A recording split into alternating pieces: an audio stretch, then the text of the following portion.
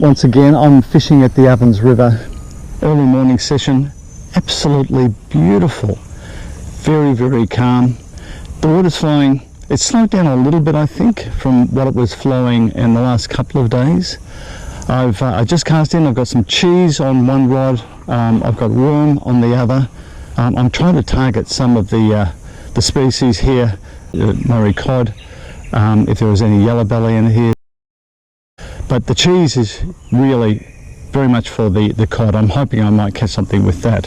I've had one bite, which I missed, unfortunately, but it's only very, very early days. One thing that I'm doing though, I am putting a little bit of burley, and when I say burley, I'm talking about my pellets. I'm putting a little bit of that out there. Luckily, the river at this point is not that wide, so I'm able to sort of throw out pretty much to where I'm fishing. I throw it upstream, of course, because the water will carry it down, but hopefully that's going to bring the fish from downstream as well as from from the surrounding area, maybe not from upstream. But I'm hoping for a good session this morning, but just being in these surroundings is pretty much a gift in itself. What a magnificent area.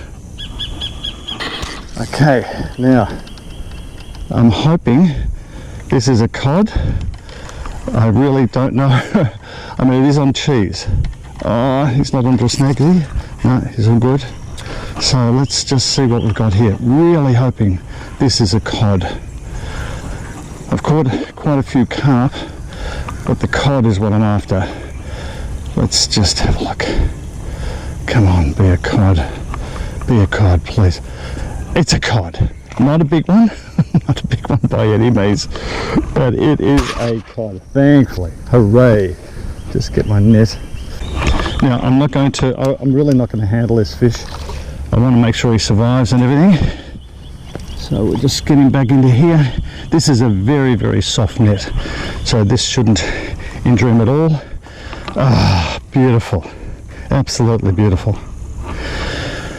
So we'll just put him down here. Actually, I'll just check his size. I'm going to put him back. I won't take any, no matter what size they are, but I just wanted to see roughly how big he was. Okay, so right in the corner of the mouth, beautiful. Just take that out, don't even have to touch him, and he is about 30, 35. Oh, what a beautiful little fish. I don't want him to jump out. Very happy with that. Ooh, there he is. That's how he should look, nice and angry. Plenty of teeth. Ooh. Ooch. Right, I'm not even going to handle him. I'll put him back. Okay, very happy. So just cast this out. Okay, that's hit bottom there. And just, that one seems to be working in the middle of the flow for some reason, so I'm quite happy with that.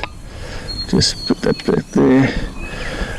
And worms on them, I got 2 worms on that one, so I'm hoping that I've got a really greedy fish coming. But of course, as we know, those cod have got very big mouths, so they can fit a big bait in there. So I'm hoping that it'll take that. So far, haven't had a hit on the chicken. I might have to go back to cheese just to see if that will work, but it's nice to know that at least some of the baits are working. So I cast out there to a marker. The stream will pull my bait down a little bit further, sort of into the center. Now what I'm doing is I'm using these are my blood and guts burley pellets, okay, not a lot at a time, okay, just doesn't need much, but every 10 or 15 minutes I'm just going to throw these out there upstream, let them float down, and this most certainly attracts a fish. Now a lot of fish like them, predators like them, so it does seem to have an effect on bringing those fish upstream. Let's see if we can get ourselves another cod. So I'll just put it out that way. Okay, fairly broad cast. I mean, it's fairly broad, that's why I'm not using much. I want to get the scent out there. and I'm not doing it very often because I don't want to spread the fish all over. I want them to target my bait, but hopefully with that scent they'll be attracted upstream. The worm here.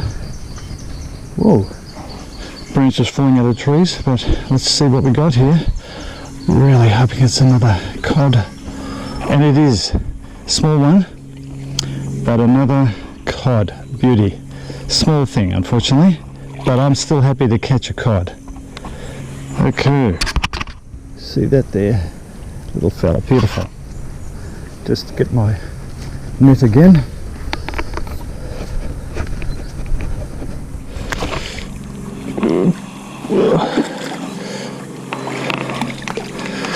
Okay, nice, really nice, beautiful little fish.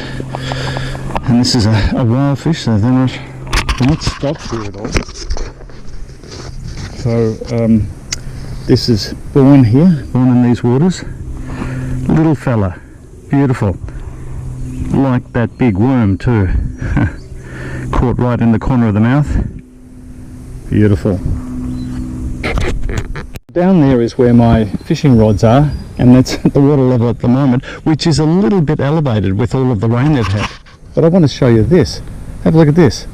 If I pan up here, there is flotsam, there's rubbish in these trees which would have been pushed in there by water when it flooded. Now that's at least 4 meters above the water at the moment. That is quite amazing. Just shows you how much water comes in here at times when things are flooding. As you can see, I'm sitting way up here. I'm probably about 5 or 6 strides, maybe a little bit, probably about 8 strides from my rod. The reason being it's just so hot in the sun, so I have to sit in the shade. The challenge being, of course, that every time I get a bite, I'm almost going to lose a rod. So I need to get some rod holders that hold the rod steady, in fact hold it securely so it can't be pulled in, because in my time I've lost a few rods. And I don't want this to happen again, but at the moment I don't have those with me. So what I'm doing is just sitting in the shade and praying that I can get to the rod before the fish pulls it into the river. Just saw the tiniest little movement on my rod, and then it almost went in. This, I'm pretty sure, will be a carp by the way it's fighting. Yes, not a big one. Oh, wow. Tell you what though, there's plenty of those in here. And almost lost the rod. It's amazing. When they use that current, you can, you know that there's a lot more force. So, okay. It just broke my line. Oh no, I must have had a weakness in the line.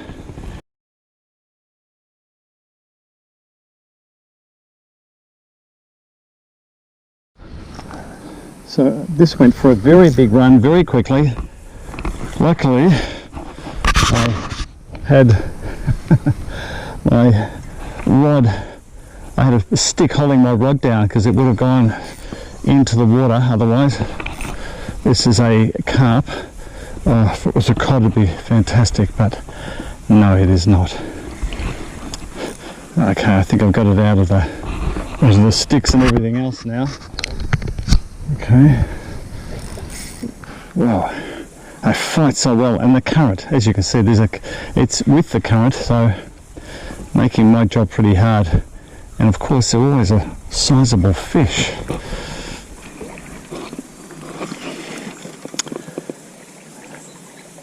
At least there's always a challenge.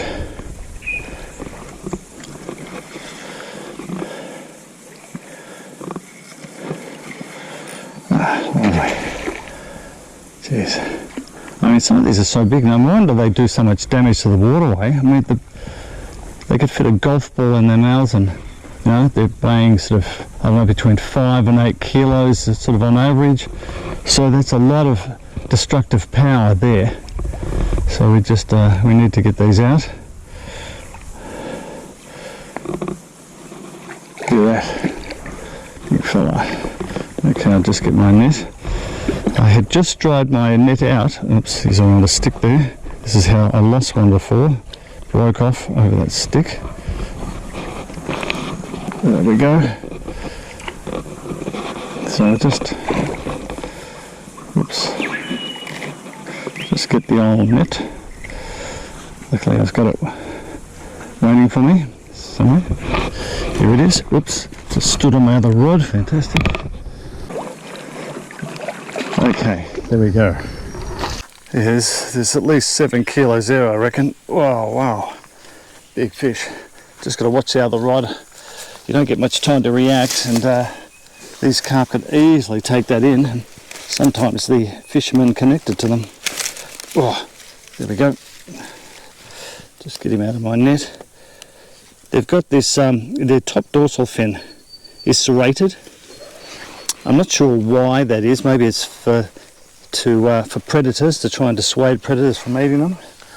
But, oh, big fish. Got some weight on it. God, blimey. Ugh.